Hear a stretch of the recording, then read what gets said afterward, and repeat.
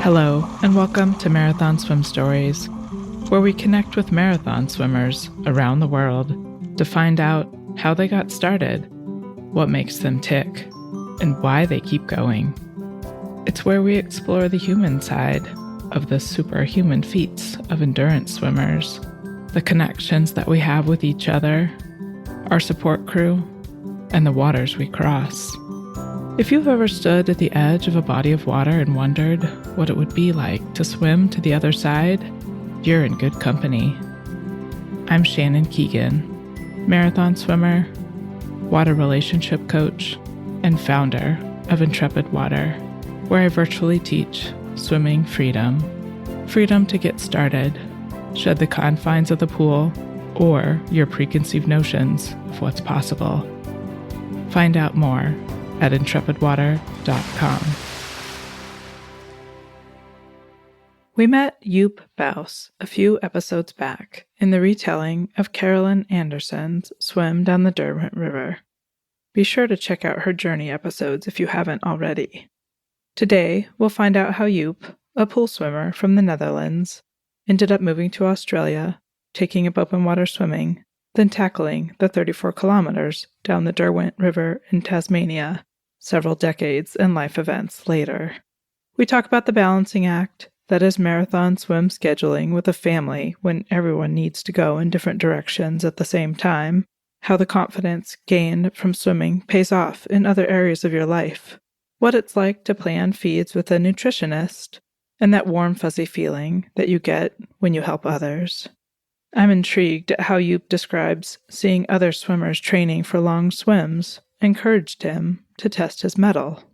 Commonly, we need extrinsic motivation to try new things, yet comparing ourselves to others can also be toxic. Perhaps it's a paradox of human existence. What do you think? Reach out to me, Shannon at intrepidwater.com. I hope you enjoy Joep's story. Joep, it's good to see you again. We just met you I guess it's been a month or 2 or 3 or 4 since you guys were down in Derwent. But we met you at the retelling of Carolyn's swim down the Derwent River. And I wanted to get you here today to hear a little bit about your story. But I want to start with, tell me, how do you describe your relationship with water? Oh, hi, Shannon. First, thanks for having me in your podcast. That's really nice. I really like following some of your podcasts and some of your other swimmers that you've been interviewing. My relationship with water, it's always been a love-hate relationship. I've always been in the water. I started swimming, I think, when I was 5 or 6. Learned to swim when I was around that age. I started to do my first swim races when I was around 10 years old.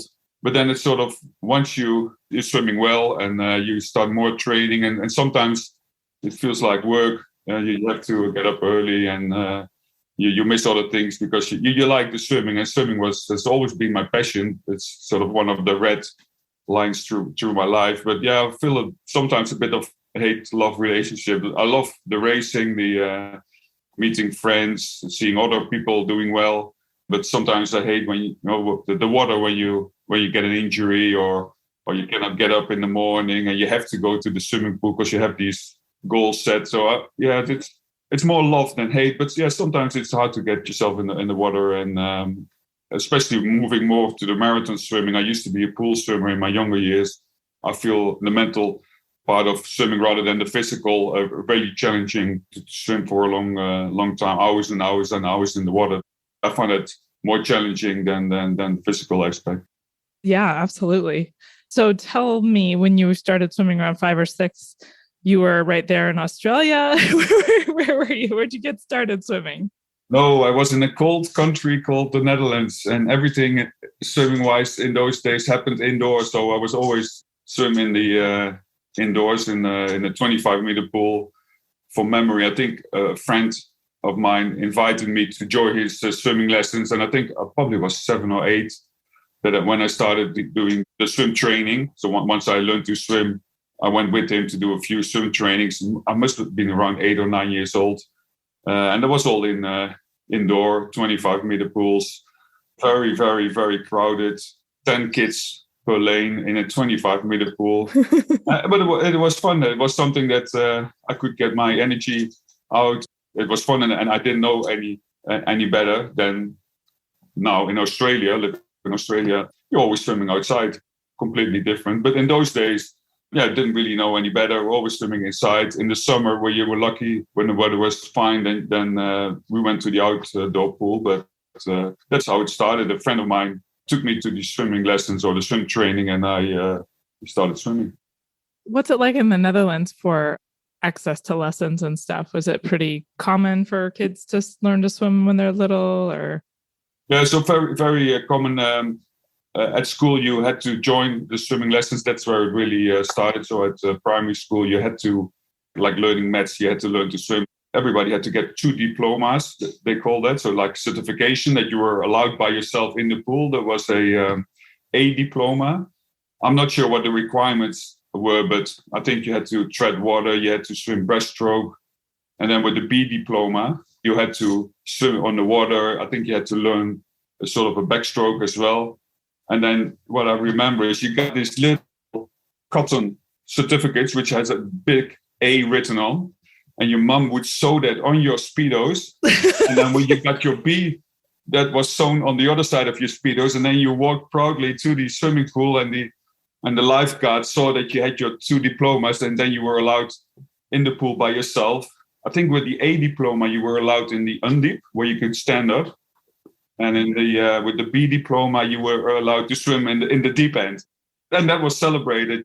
Your grandparents and your family would come around, and it was a big achievement. Yeah. I love that. Yeah, I had a similar experience. I remember, like this summer, I was 6, and I learned how to swim across the pool, and then I got this little patch with like a fish on it, and that meant that I could go in the deep end. But then we moved to a different state. I lived in Virginia at the time, and then we moved to Colorado, and I never got to use my fish patch. But anyway, back to your story. Yep. But I love the memory of the patches. Thank you. So you started club swimming when you were pretty young. Where did the water take you from so you got into club swimming, did some competitions and things. Where did you go from there? I think I started training once or twice a week, and then you move to 5 times a week. Yeah, just go up the ladder, right? Yeah, up the ladder. And I was a good breaststroke swimmer, 50 meters and 100 meters to sprint. And then you go in the state championship. And then I moved from the town where I grew up to a uni town. More training twice a day, swimming the nationals. So that was all fun. I loved the racing. I wasn't really focused on the training, but I loved those 30 seconds on race day in the pool. Is that right? Okay. I'll remember that when we get to the marathon swimming part. Oh, yeah. It's a bit different now.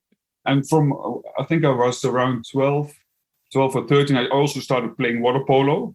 But that was sort of a side thing that almost all the swimmers in my little hometown, we only had 1 or 2 water polo teams. So you almost automatically ended up in that team as well. So in my teenage years, I literally spent all my time in the pool. On the weekend, I might be playing a game on Saturday, swimming, racing on the Sunday, then helping with refereeing as well with water polo. I also coached the water polo team. So I was swimming in the morning to school, swimming water polo at night, cycling home. My mom had my dinner warmed up, and I was eating always by myself in front of the TV. And then homework, and then back to school. So schoolwork sometimes didn't take always the priority over swimming. Mm-hmm. But, right. So in my uni days, still kept swimming, but then also the injuries started with the sprinting. So shoulder injuries, knee injuries from breaststroke, but I also was doing a PE degree. So all the jumping on trampolines and running. Then I found out that I was really prone to injuries, especially my shoulder, my back, my knees. So I couldn't swim breaststroke anymore. So I only did freestyle in the pool. And I didn't really enjoy swimming at that moment anymore. So I think in 2000, I swam my last swimming race. That was at the World Championship Masters. That was something easy to qualify for, and that seemed to be something fun to do. That was in Munich, so 8 or 9 hour drive from where I was. So that was achievable to get there when we were camping, and then we did swimmer races, and that was fun to just participate and swim in the Olympic stadium. But then I sort of stopped swimming for years until I moved really to Australia. And how long ago was that? Yeah, so I stopped swimming in 2000. So I was those Masters races. I think I was around 30 or 31. And then in 2006, I moved to Australia. So in the years before that, I met my wife, and she's British Australian. So I went to Australia a few times, and when we caught up and something romantic started. And because she had a British passport, she could come to the Netherlands. And so we lived in the Netherlands for a few years together. I got my visa organized, and we moved to Australia in 2006. And still not really swimming, working, and didn't even think about swimming till a colleague said to me, "Hey, Joep, we need a swimmer for our triathlon team." So we did a triathlon event. Triathlon is massive here in Australia. I only had to swim 1,500 meters, which seemed okay. I did a little bit of training, and I thought, hey, this is pretty cool, that open water swimming. Yeah, had you done open water swimming before? No, in the Netherlands, sometimes we swam maybe a 2K race in the open water in the summertime, just because the official training stopped during summertime. So we kept ourselves fit and doing some of those races, but I hated them. I couldn't pace myself. The water was cold. It was very out of my comfort zone. Rather than 2 laps in the pool, I knew what I was doing, but in the open water, I couldn't really pace myself. I went too fast out and was struggling the whole time. So anyway, in Australia, this was quite fun because you started on the beach, you ran in the water was nice and warm. You swam 1.5K, raced, and I loved that racing aspect. And then, from there, I started swimming again, joined squats, and that's how the open water swimming started, from the pool swimming. If it wasn't that pleasant of an experience in the Netherlands, what was it about your colleagues suggesting you do it in Australia? Was it just like, well, give it a try again? Or yeah, I was more helping him out, and I wasn't fit at all. And I thought, okay, I'm going to train for 8 weeks in the pool and I'll be fine. But then my son was born, and I didn't realize how much of an impact that was on your life. And there was no training at all. So I was quite struggling in the race, but I thought, no, this was fun, because then we started doing lots of those 1,500 and 2Ks on the beautiful beaches here in Australia. And we often made a weekend out of it. We stayed in a nice hotel. Dad did his crazy swim, and the kids played on the beach. And that was quite fun. That's how it started, really, with those triathlon swims and 2K ocean swims. Were you biking and running also, or just swimming? No. So I was only doing the swim leg in the team. And this was initially Olympic distance. So I was swimming in 1,500 meters. My colleague was doing the bike leg, and then another friend was doing the run leg. So triathlon brings you into the open water in Australia. And then at what point are you like, I know I gotta swim a lot further than this 1,500 meters, right? I think I did those triathlons for 5-6 years. And then I signed up for a 2K event. And then I signed up for a 3.8K event.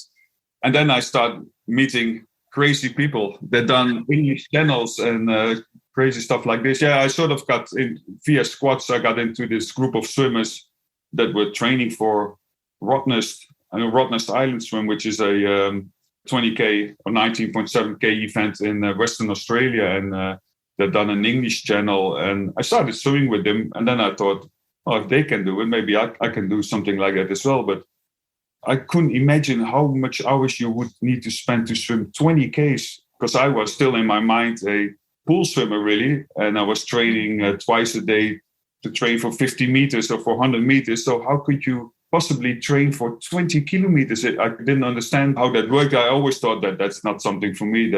I don't have, there's no time to do all of that training. But when you then start talking to people that have done those swims and understand what sort of training is involved, and of course there's a lot of training involved, but I thought then that's achievable. And started doing a 5K and a 10K.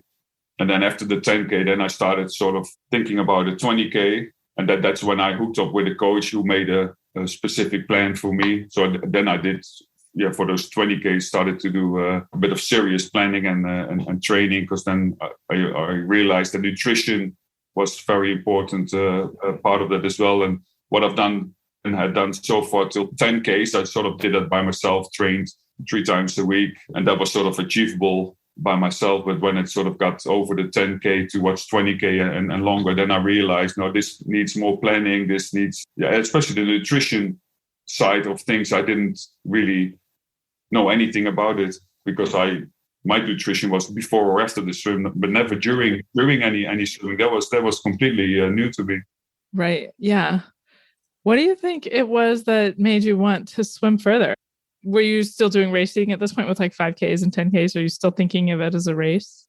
Yeah. Oh, yeah. That was a race. That was getting a good placing in your age group or getting as fast as possible from A to B.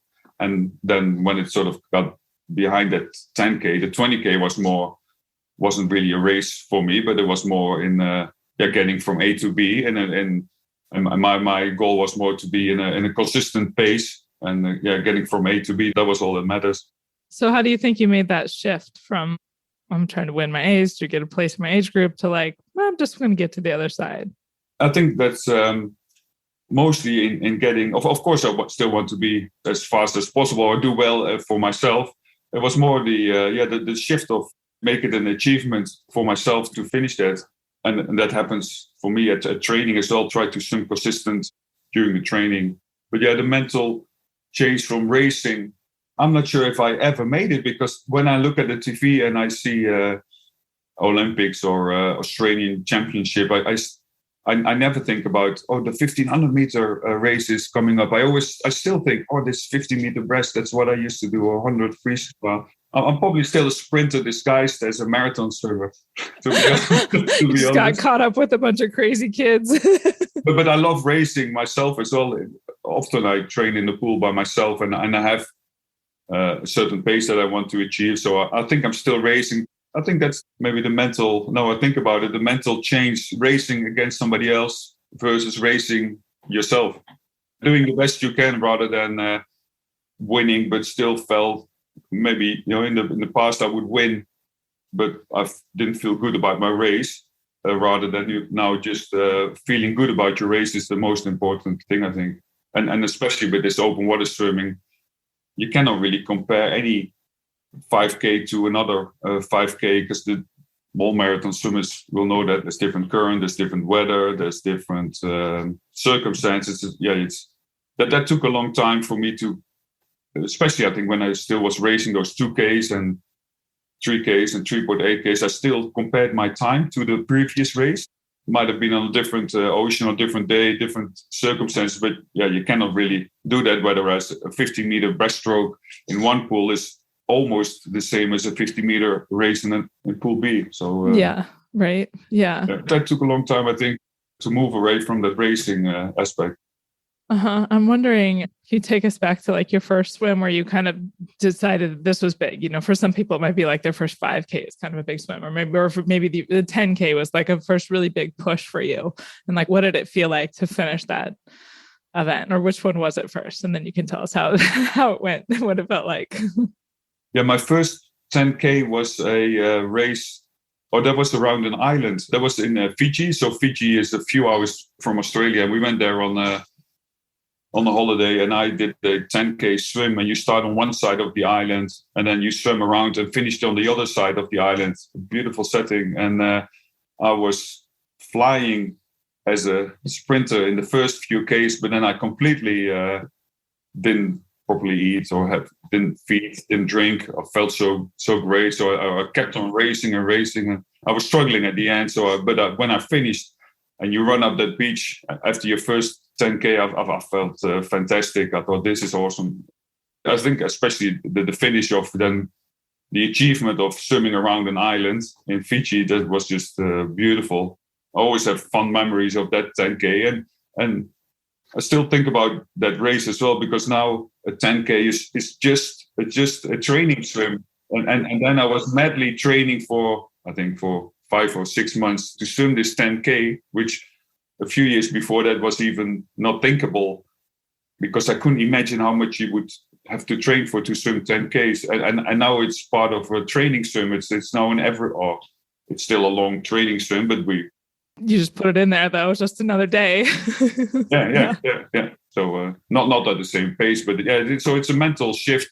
Then you realize, not for myself, but also with the other swimmers, with more experienced swimmers than me, but also with new swimmers that join our group, that it's a really a mental shift, that you can do so much more than you think you can. I think that's the for everybody, or for me and for some other friends, eye openers, that you can do much more than you think you can. Yeah, for sure. I love that your first 10K was around an island in Fiji, because I just love the idea of like being able to just, people bike and run places, sure, but it's like to be able to swim around something like I don't know, it just feels really good just be able to, like, oh yeah, I swam there, swam around that place. Yeah, exactly. And relatively, not a lot of people do it. It feels like a lot of people do it when you're sort of in a group of right 25 swimmers here in Brisbane that all have sort of similar goals, maybe at different time sets, but we're all, so it feels like a big group. But yeah, if you put it in perspective compared to running or cycling, there's not a lot of people that swim down rivers or around islands. Yeah. What was it after the 10K? After the 10K, after that 10K, I did another 10K, and I was still sort of training by myself. I was swimming in a squad, but not really focusing on.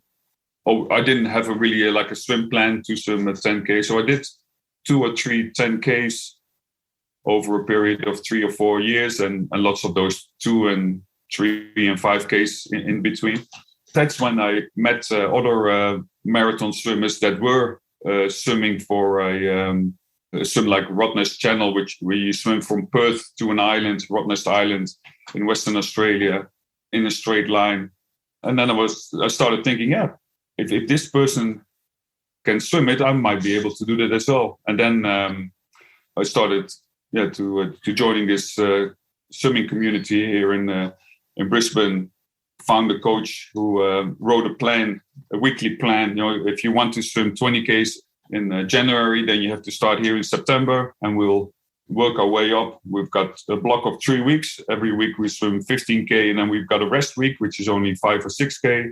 And there's a block of 3 weeks of 20K, rest week, 25K.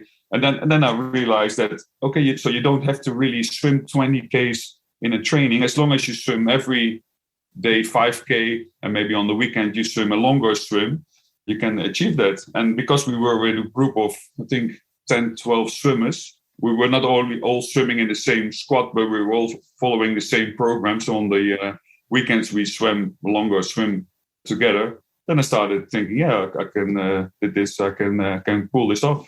Yeah.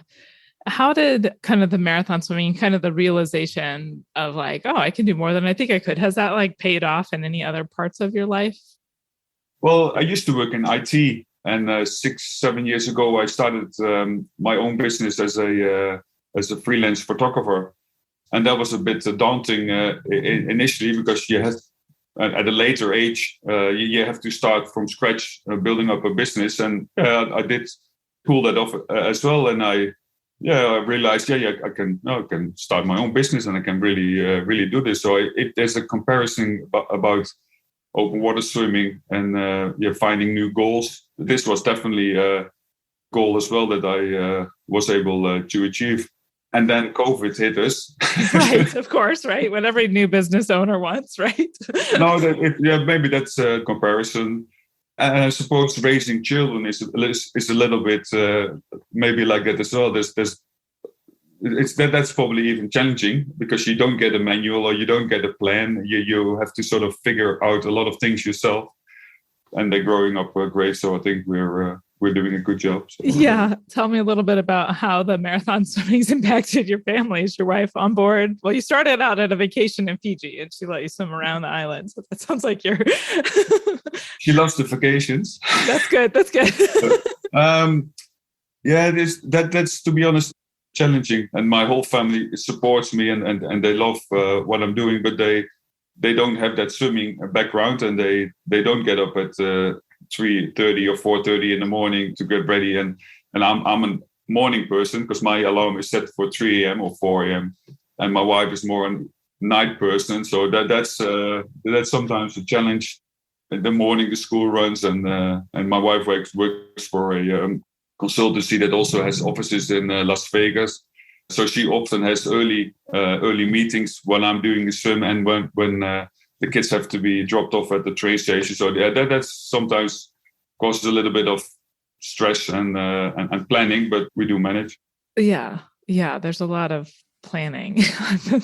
My kids are getting old enough to where it's like, okay, how do I drop them off here and over there and pick them up there and get to the pool? It's like, and we sort of look at it from week to week, because with my photography, I'm a freelancer, so I can often plan my work around a big swim, or I can plan the big swims around the work. I don't have an 8 to 9 job, so it's sometimes late nights, sometimes very early mornings, sometimes just working at home, editing photos from events, so then I can plan that time around other things. So that generally works out pretty good, actually. What is swim freedom? It's the freedom to start swimming when you don't think you have the skill, ability, or time. The freedom to swim with ease. The freedom to enjoy your time in the water. The freedom to swim further than you ever thought possible. What's holding you back? Let's talk about it. Shannon at intrepidwater.com. The other thing is then, if I compare swimming in Australia to swimming in the Netherlands, the weather is always fantastic. So you can swim in the open water any day of the year. However, in the summer, it could be 30 degrees at 7 a.m. So that's why we often swim even in the dark or in the early mornings to stay out of the sun, because the sun is just brutal here. But in the winter, it's an advantage because you could swim during the day. The water here in the ocean and in the lakes gets down to 15, 16 degrees. 15, 16 degrees is 60. I've got my chart here is 60 Fahrenheit. That's in the middle of the winter, so it doesn't get colder than that. So that's pretty good if you're training for an open water swim. The English Channel is on for me this year, so that temperature is perfect to prepare for a swim like this. So yeah, we're very lucky that we can swim all around the year in Australia. Because I was talking to a friend in the Netherlands, and they're sometimes struggling to find time in the pool, or the schools are in the pool all day long indoors, and then they can swim from 8 p.m. at night only, or 7 p.m. So yeah, it is. We're very lucky here in Australia that you can swim every day of the year outdoors. And there's in Brisbane, where I am. So I live in Brisbane on the east coast of Australia, in Queensland. I still cannot believe how many open water Olympic-sized pools there are here. I've got a sort of an option of 4 or 5 pools that I often swim in, and even at peak times, there's 2 or 3 people in the water in some of the pools. Yeah, so there's plenty of pool water. Take me to the Derwent River swim that you did this year. How'd you get roped into that, and what was it like? After the swim that I did, the Rottnest Channel swim, that was in 2020. That was 20K, so that went really well. Then I signed up for the English Channel, but that didn't happen because we couldn't travel, so that got postponed. And I thought, what other swim can I do here in Australia that is easy to get to? And then I found out about this Derwent River swim. So that's part of the Triple Crown of Australia. So we have a sort of our own Triple Crown here. There's 3 swims. One of them is the Derwent River swim. And I thought, that's the next step up, because that's 35 kilometers. The coach that I trained with before, he stopped doing open water coaching. So I found a new coach. He wrote a program for me. He had trained long distance swimmers before. So I started swimming with him. And that's... there was a few other swimmers like Caroline, who you met a few times, and we started training together. And that's good to have a training buddy, and not only her but also other swimmers. And started training, reading more about nutrition. I worked again with a sports dietitian, so they did a whole nutrition plan, and training went. So that swim was in January, the Derwent River swim. The training went fantastic, no injuries. Could really push myself during that swim, and that was fantastic. One thing I wanted to go back to, you said that you found out at uni that you were prone to injuries, but you've managed to keep swimming all this time. What is the secret to keeping swimming, even if you're prone to injuries? The secret is for me to move from sprinting to longer distance. I think the very intense 50-meter sprints that put too much pressure on my body, and maybe not in those days we didn't really have people around you that looked after injuries, or that wasn't a lot of physiotherapists and coach. Once you got injured, then you got it solved, but there was no really injury prevention in those days, and that's a little bit better now. The coach that I have now understands pains, where they come from, what I should do about it, maybe a little technique change. But I think it's just the marathon swimming, which is I find easier on the body than the sprinting. Although I'm not saying that my knees or my back or shoulders are always fantastic, but I find with the sort of the I should have said that the less it's less intense. It's still at a lower pace. I can sort of manage that pain better than at flat out 30 or 50 sprint, a 30-second sprint. Yeah, I feel like I can preserve my form a little bit better if I'm going at a manageable pace versus if I try to go fast. I kind of lose, my form breaks down when I try to go fast. And no starts of the block, no super fast the tumble turn, so that's all going a bit slower. Slower now. Yeah. And as long as I can pace myself at a lower pace, then the pain stays away. My back is sometimes not good. And for instance, with the Derwent swim, that was the first time that I started with painkillers, even before I jumped in the water. So I was just as a prevention, and that went really well. So yes, it started with ibuprofen and paracetamol before I even jumped in the water, and then at regular every 4 hours I had a top up. And that I wasn't in pain before the swim, but just as prevention. You don't want to get in the pain zone when you are swimming, and then you have to solve a problem. So that was also a family holiday. So the whole family went to. So the Derwent River is in Tasmania, which is a state. We were not allowed to say an island south of Australia. It's a state. It's one of the Australia states. So that's what was it? A 2 or 3 hour flight to Hobart. And the Derwent River swim behind me is a swim. You start at one bridge and you swim to Hobart, and you finish under another bridge, under the Tasman Bridge. And that swim went fantastic. The nutrition was spot on. My fitness felt throughout the 8.5 hours swim fantastic. I had a very good visual as well, because my friend Caroline, who you met, swam the day before me, and I was on a boat supporting her. So I was on the boat throwing bottles or measuring temperature and helping with her support crew. So I knew what was coming to me. And before that, a few of our friends had swum the same swim as well. And our skipper, he's fantastic. He's got live feeds on the boat, so you can, from your computer, you can follow the other swimmers and see what's happening. So I had a pretty good idea what was happening. So that was a big bonus. I was well prepared with my training physically and nutrition, and on D-Day Derwent, everything went according to plan. That's great. Tell me what it's like working with a nutritionist. I guess I'm curious because I've not ever worked with a nutritionist before, but in part, I feel like I would lose, like I like to kind of spontaneously just eat whatever I want. So how strict is the nutritionist with what you can eat and can't eat? And what's that experience like? Yeah, so I work with her name is Christy, and she runs a sport dietitian. So they what they do is based on past experience with other marathon swimmers, but also with marathon runners, cyclists, any marathon sport. So they use a lot of science as well. Yeah, so everything is sort of based on trial and error. So every swimmer or every runner, every cyclist is different. So you have to trial different electrolytes, different energy drinks. The starting point is they do a fluid test. You weigh yourself, you swim for an hour at a moderate pace. After that hour, you weigh yourself again, and then you know how much fluid you have lost. So based on that fluid loss, you know what you need to take intake per hour, and then you start. It's trial and error.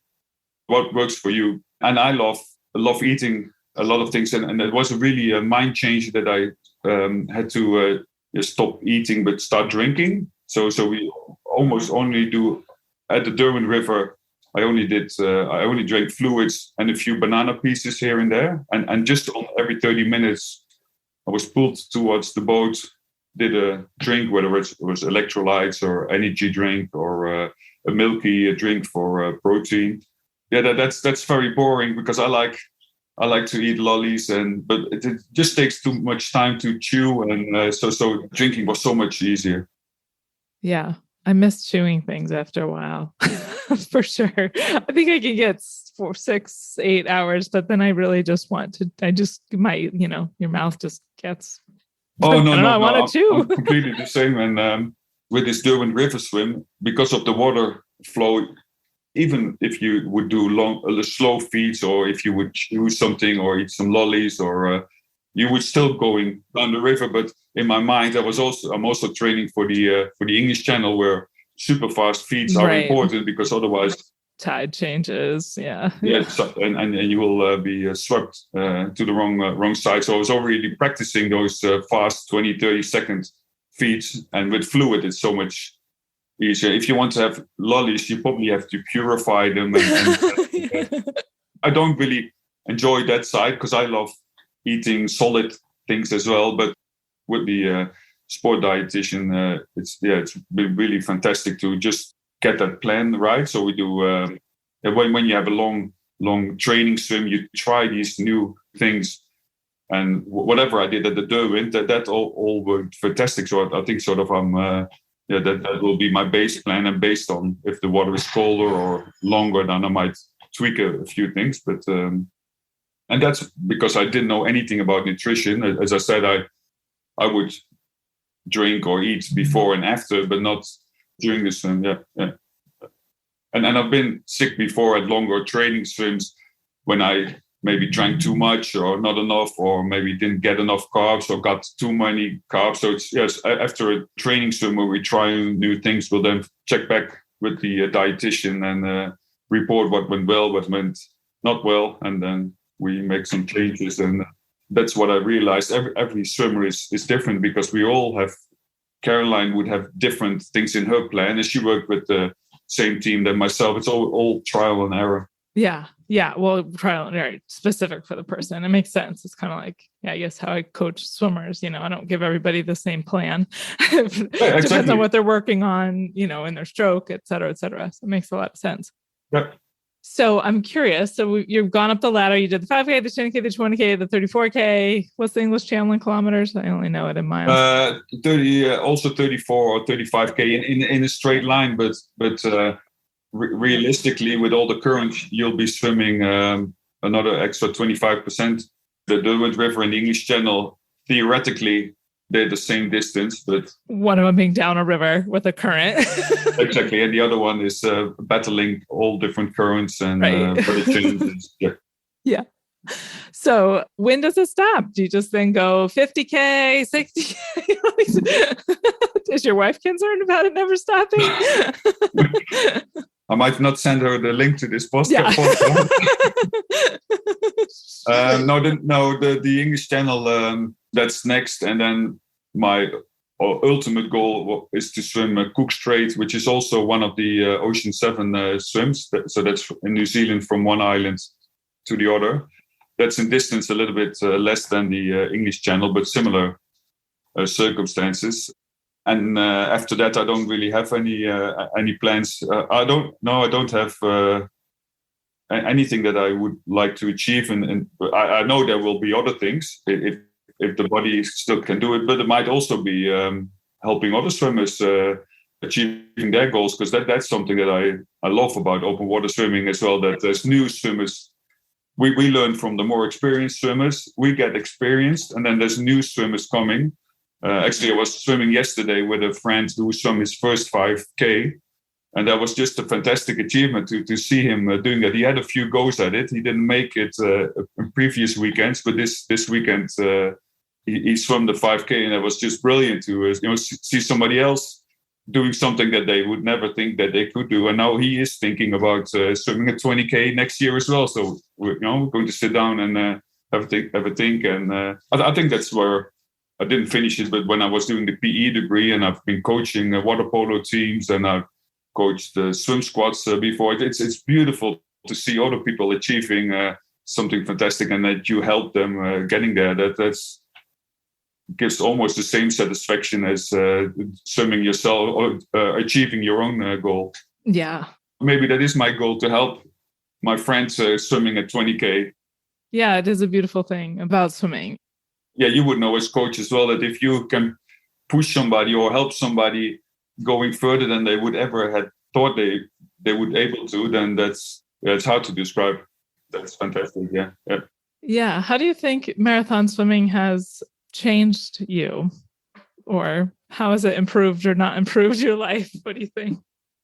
Well, the marathon swimming, I think there's a lot of camaraderie between swimming friends that has changed. But I think swimming in generally, I was always, as a young boy, I didn't have a lot of confidence about myself. But then I started doing something that I was really good in, and I achieved, or you swim a personal best, or you get selected for the state championships, or you make it to the nationals. That gives the confidence a boost, and that really helped with my confidence in generally in life.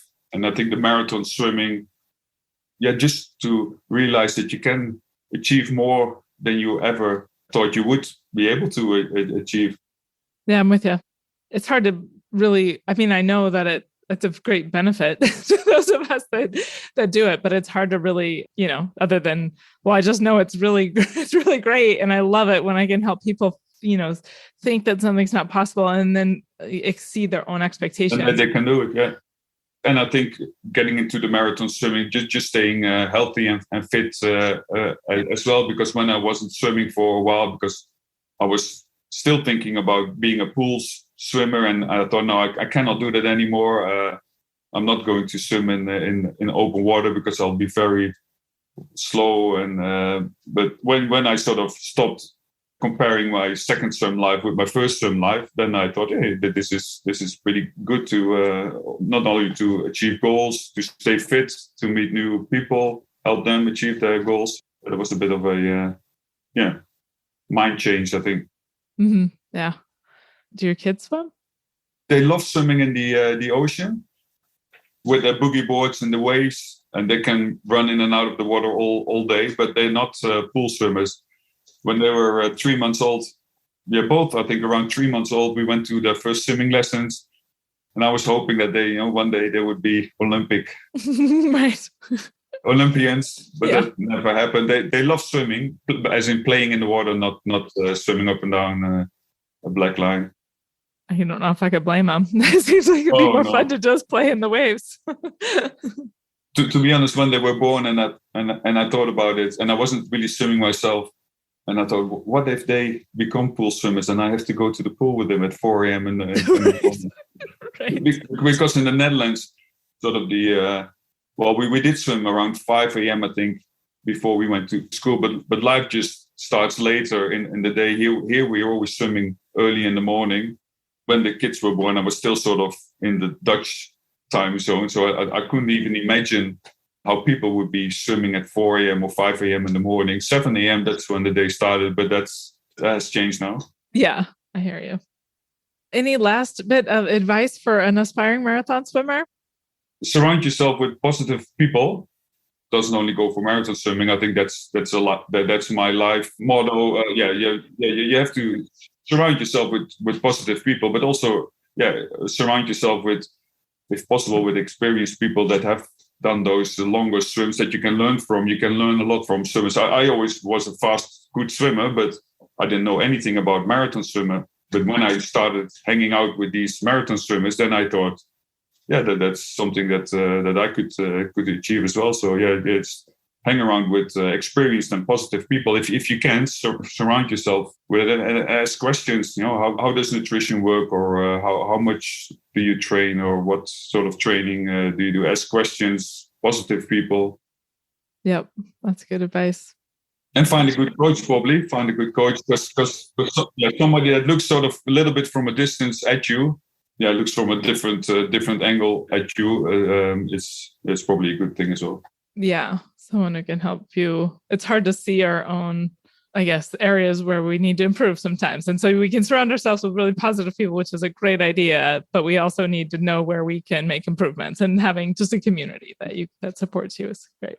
If I didn't have these other marathon swimmers around me, and then I probably wouldn't be doing this, to be honest. I know other people would be. They're motivated enough to swim always by themselves, or get up early in the morning and swim by themselves. But I don't think I would be one of them. I need those other people around me, and I've got a few different swim groups that I swim with.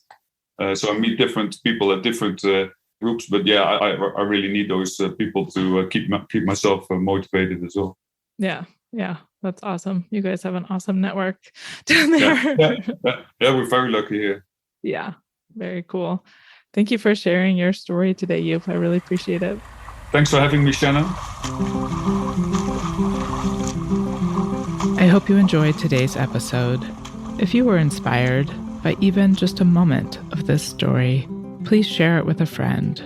You never know what might push someone out of their comfort zone so that they can find out what they're capable of. And please leave a review with your podcast provider. It truly helps others discover the raw and honest stories of these amazing endurance swimmers. Thanks for listening.